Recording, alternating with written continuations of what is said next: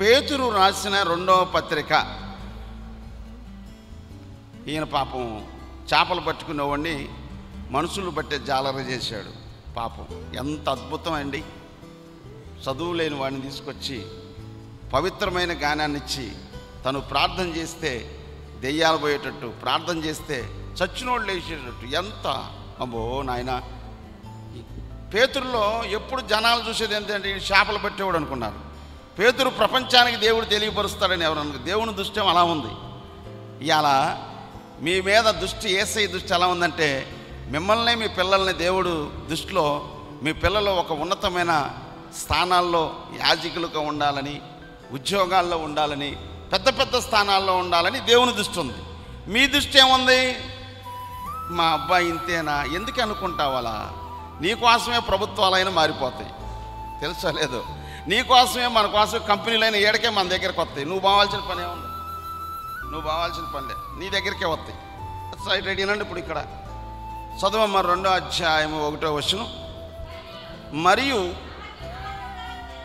అబద్ధ ప్రవక్తలు, అమ్మా ఎవరంట? ఏమంటారండి? అబద్ధ ప్రవక్తలు అంట, దొంగ ప్రవక్తలు ప్రజల్లో ఉండారంట. ఎంత ఘోరం! ఒక్కొక్కడు చెయ్యి నెత్తి మీద పెడతాడా, చెయ్యి నెత్తి మీద పెడతాడా? ఆ అమ్మాయిలో దెయ్యం ఉందనుకో, నెత్తి మీద పెట్టగల పోయింది. అర్థమైందా? పోయి చెయ్యి పెట్టి నెడుతుంటాడు. ఈయన ఏమంటారు చెప్పండి? ఏమంటారు అక్క? నెట్టే వాళ్ళని ఏమంటారు? నెట్టొద్దు. శాత అయితే పవర్ఫుల్గా ఊరకాల నెత్తి మీద పెట్టి అలా పెట్టి ప్రార్థన చేయి. నేను మాత్రం ప్రార్థన, నేను నెట్టను కానీ జుట్టు పట్టుకుంటానమ్మో. లేనిపోయింది ఎందుకు అబద్ధం? జుట్టు పట్టుకొని ప్రార్థన చేస్తాను నేను మాత్రం, అనుమానం లేదు. బైబిల్లో ఉందండి, చాలా జాగ్రత్తగా వినాలి. మరియు అబద్ధ ప్రవక్తలు ప్రజలలో ఉండిరి. ఈ అబద్ధ ప్రవక్తలు ఈ బ్యాచ్. ఏమనుకున్నావు? నువ్వు దశమ భాగం ఇస్తున్నావంటే నీ దగ్గర కూడా అబద్ధ ప్రవక్తలు చెబుతారు. వీళ్ళు ఒక దొంగలు. ఏమండి వినండి బాగా, చదువమ్మా. అటువలనే మీలో అబద్ధ బోధకులుందురు. ప్రవక్తలు ఉండారు, బోధకులు ఉండరు. వీరు తమ్మును కొనిన ప్రభువును కూడా ఎందుకు విసర్జిస్తున్నారండి? ఇటు చూడండి అండి, చెబితే మీ గుండెలు పగులుతాయి. ఒక సిస్టర్ కాస్త వాక్యం బాగా చెబుతున్నాడని ఇంటికి చేర్చుకొని ఆతిథ్యం ఇచ్చి భోజనం పెడితే, వినండి బాగా వినండి, ఇంటికి పిలిచి సేవలేదని పిలిచి మా ఇంట్లో పెట్టుకోయని, పేదవాడు భర్త పేదామె, ఈ అమ్మాయికి ఆత్మల భారం ఉంది, ఇంటికి పిలిచి మా ఇంట్లో పెట్టుకోండి అని ప్రార్థనని అవకాశం ఇచ్చారు. ఆ అమ్మాయి బజార్లో అందరిని పిలుచుకొచ్చింది, 30 మందిని పోగేసింది. వినండి బాగా, 30 మందిని పోగేసింది చెల్లెమ్మ. పోగేస్తే 6 నెలలు బాగా జరిగింది సేవ. 6 నెలలు తర్వాత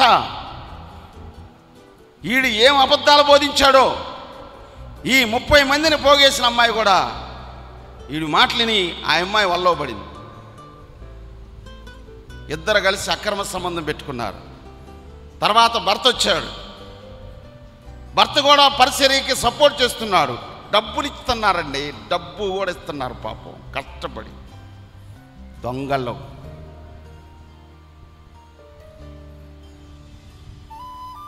డబ్బు కష్టపడి ఇచ్చారు. సత్యం బతికితే ఎట్లాంటాడు? ఇట్లాంటి దుర్మార్గులు ఇంకా బతుకుతున్నారు ఏందని నేను ఆలోచిస్తే అప్పుడప్పుడు ప్రభువు నాకు ఒక మాట చెప్పాడు. అయ్యా పాస్టర్ గారు, జోసఫ్ ఏది గోధుమలు ఉన్నాయి, గురుగులు ఉన్నాయి, నువ్వేం చేస్తావు? నీ ఆలోచన ఎట్టుందంటే ఒక్కసారే గురుగులు మీకేయాలని చూస్తావు. అరే గోధుమలు నాయే, గురుగులు కూడా నాయేరా బాబా. ఈ పెరుగుతుంది కదా, ఇది ఒకరు పెరిగింది, ఇది పెరిగింది చూడండి, ఇది కాస్త పెరిగింది కదా, ఈ పెరిగినప్పుడు నువ్వు కాస్త ఇది కొంచెం ఏదో అట్లా సైడ్ అయిందని చెప్పి నువ్వేమో దీన్ని పీకేమంటున్నావు.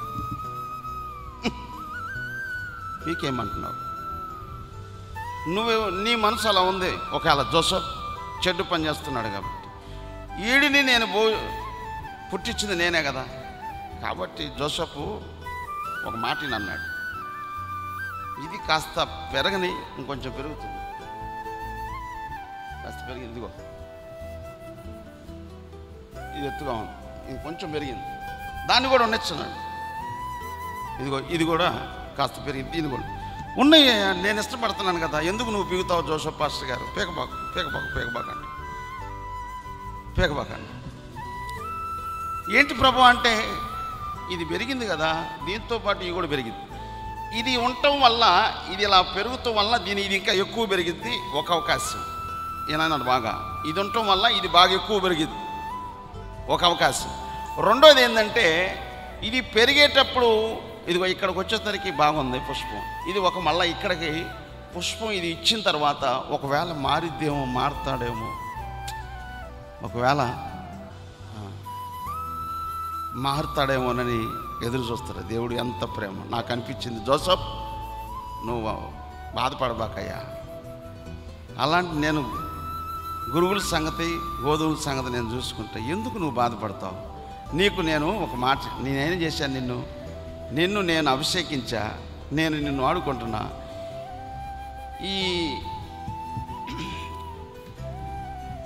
దీని గురించి నువ్వు బాధపడొద్దు అన్నాడు. చేయని, ఏం తప్పు చేస్తావు, సినిమాలకు వెళ్తున్నాడు చేయని, టీవీలు చూస్తున్నాడు చేయని, దొంగతనం చేస్తున్నాడు చేయని, ఇంకోటి ఏముంది, పక్క చేలోడు గడ్డికి వస్తున్నాడు చేయని, ఇంకోటి ఏంది, చర్చికి వచ్చి ఏం పెడుతున్నాడు వీడు, సెల్లో కూడా మెసేజ్ పెడుతున్నాడు పెట్టని, వీడేమంటున్నాడు ఇంకొకడు, చర్చికి వచ్చి మనసల్లా అమ్మాయి మీద ఉంది చూపిడికి చేయని, ఇంకోటి ఏముంది, ఇంకేముంది, ఇంకోటి ఎవరు నందిస్తే బాగుండదు, చర్చికి వస్తున్నాడు వీడు, మందు తాగుతున్నాడు, చర్చికి వస్తున్నాడు ప్యాకెట్ ఆడుతున్నాడు చేయని, నీకెందుకు, నీకు అప్పగించిన దానిని నేను బలిపీఠం మీద నిలబడి నేను నీకు ఏదైతే ప్రేరేపించానో అది చెప్పు, ఒకరోజు ఒకవేళ సమయం వచ్చినప్పుడు మారుతాడేమో, మారితేనేమో ఓకే, మారిన పక్షంలో నేను కదా చూసుకునేది, మారితేనేమో పరలోక రాజ్యంలో ఉంటాడు, నేను ప్రాణం పెట్టాను కదా వాళ్ళ ఇట్లాంటి వాళ్ళ కోసమే కదా, పెరగని